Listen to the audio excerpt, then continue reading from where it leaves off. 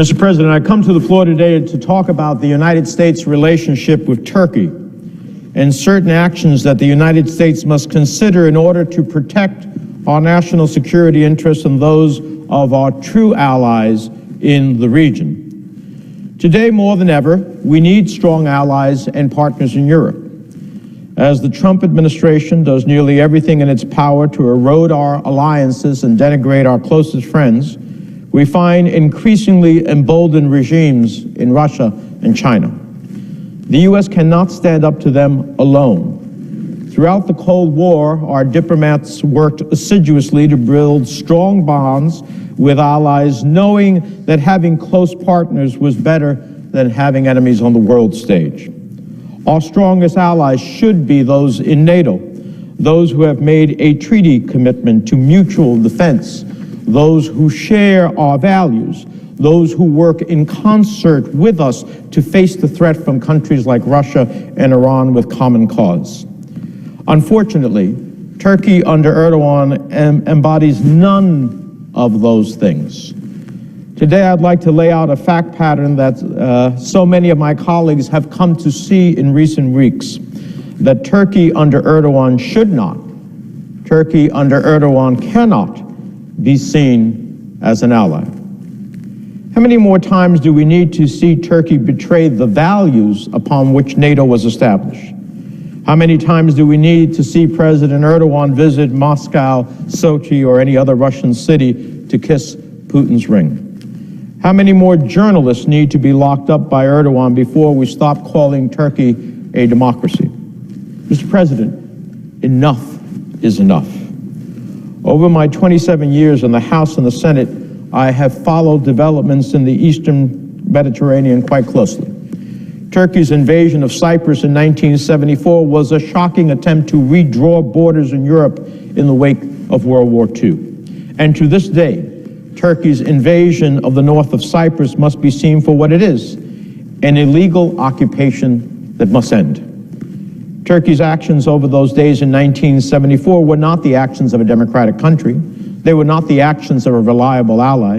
They were not the actions of a responsible actor on the world stage. But the events of 1974 would only presage Turkey's aggressive posture in the Eastern Mediterranean in the years to come. To this day, Turkey under Erdogan continues to aggressively bully international energy companies, including U.S. companies, and the Republic of Cyprus. Their sin? Conducting completely legitimate exploration in the Cypriot exclusive economic zone. This is not territory under dispute. This is not an issue for debate. Turkey's hostilities towards these companies is the kind of gunboat diplomacy that belongs to eras past, and it has no place in today's world. Examples abound where Turkey continues to operate in bad faith when it comes to Cyprus. It could abide by UN Security Council resolutions to transfer the fenced area of Varosha Famagusta to the administration of the United Nations. These calls to return this area to its original inhabitants, which Turkey ejected during the 1974 invasion, have gone unheeded.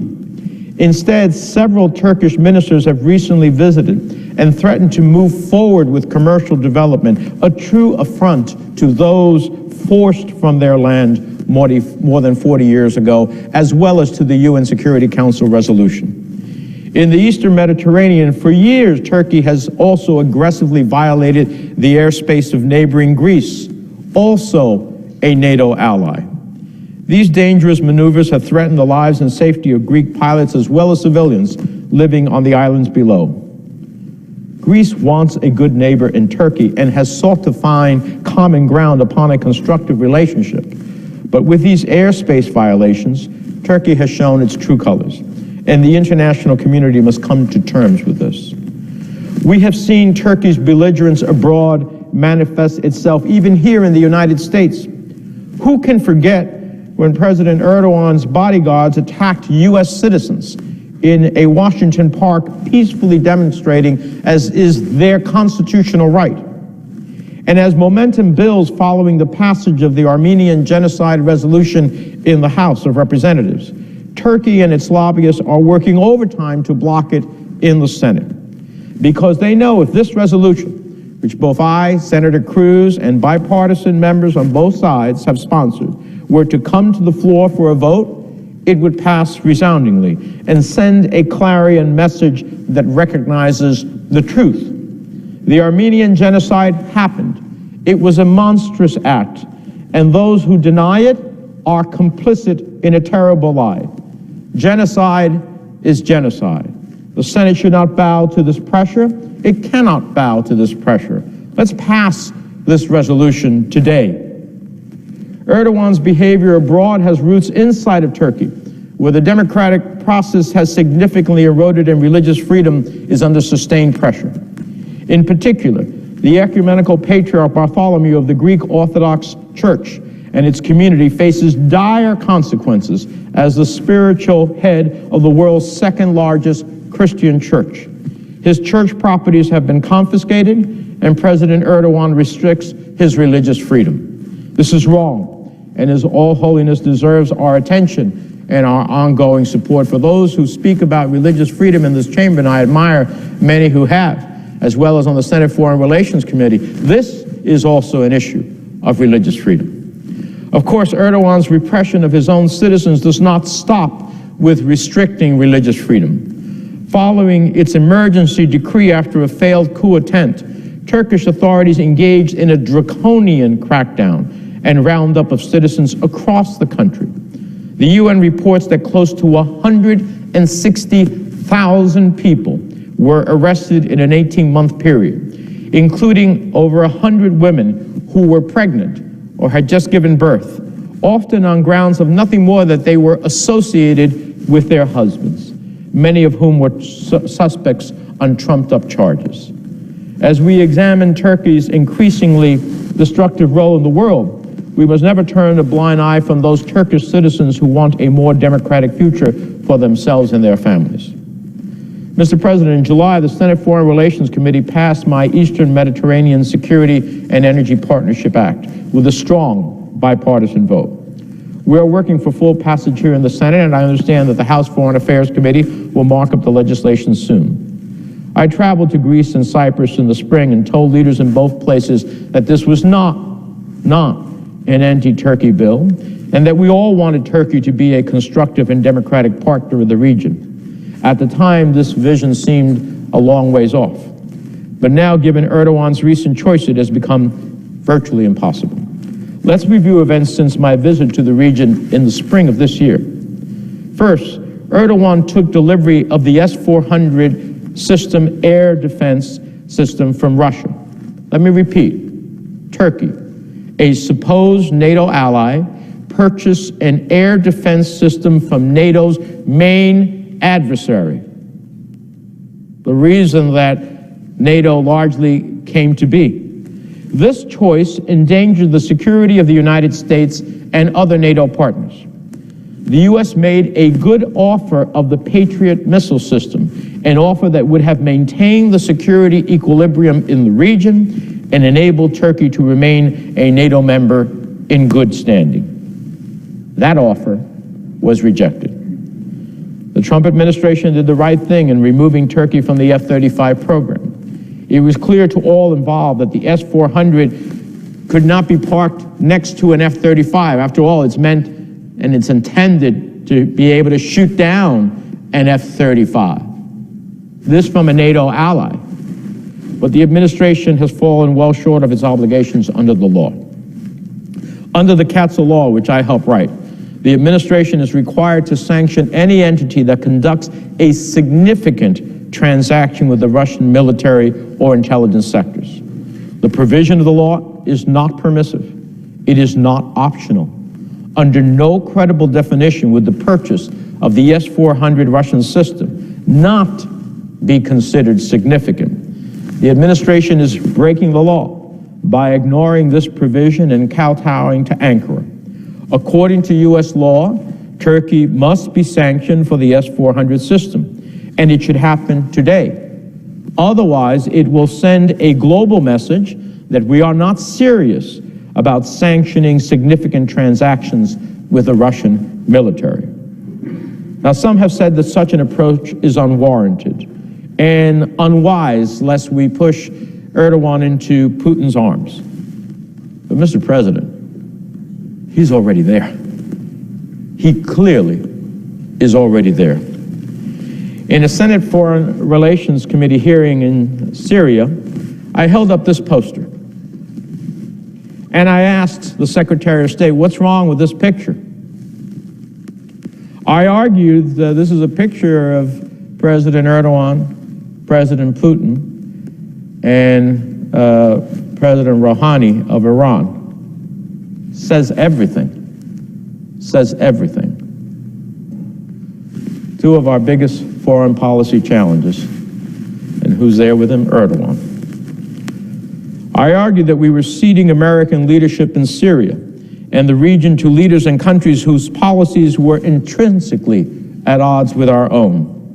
Unfortunately, today we are seeing the terrible consequences of this abdication of leadership. Erdogan's warm relationship with Putin should ring alarm bells across the NATO alliance, raising concerns about NATO's exposure at Interlink and intelligence vulnerabilities with respect to the alliance's presence in Turkey. It raises concerns about how Erdogan and Putin may be working together to counter U.S. interests across the Middle East, in the Balkans, and around the world. NATO is an alliance of shared values. None of those values are respected, none of them, by the current occupant of the Kremlin or in Ankara. Second, provided with the green light from the Trump administration, President Erdogan's invasion of Syria to attack our Kurdish partners is an unconscionable act of brutality that has caused death and untold suffering among our Kurdish friends and partners. Tens of thousands have fled the area, creating an even greater problem of refugees in that war-torn region. The consequences of these actions by Turkey and its proxies will persist for years to come. Turkey's incursion poses a direct threat to U.S. national security interests in the region, not the least of which is by facilitating Russian foreign policy ambitions in the region and opening the door for ISIS to reconstitute. At its inception, Turkey did not take the threat of ISIS seriously enough. And in the early days, ISIS's ability to easily traverse the Turkish-Syrian border bolstered its ability to grow in strength and numbers. Turkey did nothing to stop them, did nothing to stop foreign fighters going into Syria. And while Turkey has legitimate security concerns from the PKK, its singular focus on extending this feat to the whole Kurdish population risks its ability to effectively confront other terrorist organizations, including ISIS and Al-Qaeda. There must be a full accounting by Turkey of these atrocities. That is why I am today introducing an expedited resolution of requests for the Secretary of State to inform the Senate in 30 days of the extent of Turkey's human rights abuses in Syria. This resolution invokes statutory authority under the Foreign Assistance Act to require the Secretary of State to assess and report to Congress on Turkey's human rights abuses in Syria. The resolution calls for the administration to provide all available information concerning alleged violations of internationally recognized human rights by Turkey, its armed forces, and associated groups in Syria. It calls for a description of the steps the U.S. has taken to promote Turkey's respect of human rights in its Syria operations. The resolution also calls for a determination of whether Turkey's actions have resulted in the release of ISIS or other extremists inside of Syria. I'm also working closely with the chairman of the Foreign Relations Committee, Senator Risch, on the Promoting American National Security and Preventing the Resurgence of ISIS Act of 2019, which would impose targeted sanctions on Turkey for its actions in Syria. A similar bipartisan measure passed the House last week, and I urge the Senate to deliberate on the measure. Based on changing circumstances on the ground, we are updating the language to condition sanctions based on Turkey's actions, and I hope that it will be marked up in the coming days. Mr. President, for years, the world held out hope that Turkey would be the bridge between East and West, a democratic, secular country that could be a democracy in Europe and a responsible actor in the world stage. I, for one, was always skeptical, but certainly supported the sentiment. Today we are the furthest from that dream that we've ever been. The most imprisoned journalists in the world, are not in North Korea, they are not in Russia, they are not in Iran, they languish in Turkish prisons. This doesn't happen in a democracy. As international pressure mounted following Turkey's invasion of northern Syria, Erdogan threatened to unleash thousands of refugees onto the European Union's shores, a wave like we saw in 2015. These aren't the statements of a rational, responsible actor. Yet where is U.S. policy? The Trump administration was its normal erratic self in recent weeks as it flailed from sanctions on Turkey to claiming victory. And the Kurds are the ones who emerged as the clear loser. Erdogan was eager to sign on to the Pence-Pompeo plan because it gave him all that he wanted: full control of the Kurdish areas of Syria and carte blanche to wipe out swaths of the community. In addition to claiming victory, President Trump now wants to invite Erdogan to Washington with open arms. Stunning. Stunning. The photo of Trump and Erdogan in the Oval Office will not only be the nail in the coffin for any Kurdish aspirations to live in peace and security, it will also be the death knell for any credibility the U.S. hopes to maintain with any combat partners in the future. So, President Trump, I urge you to cancel this invitation and side with the bipartisan consensus in the Senate and the House that Turkey under Erdogan is no friend to the United States. Do not ruin our reputation further by fawning over yet another authoritarian leader. You want to repair the damage that's been done? Show our commitment to our allies by inviting the Syrian Kurdish leadership to the Oval Office for a meeting on how we prevent a resurgence of ISIS. That's how you protect our interests. That's how you protect our national security.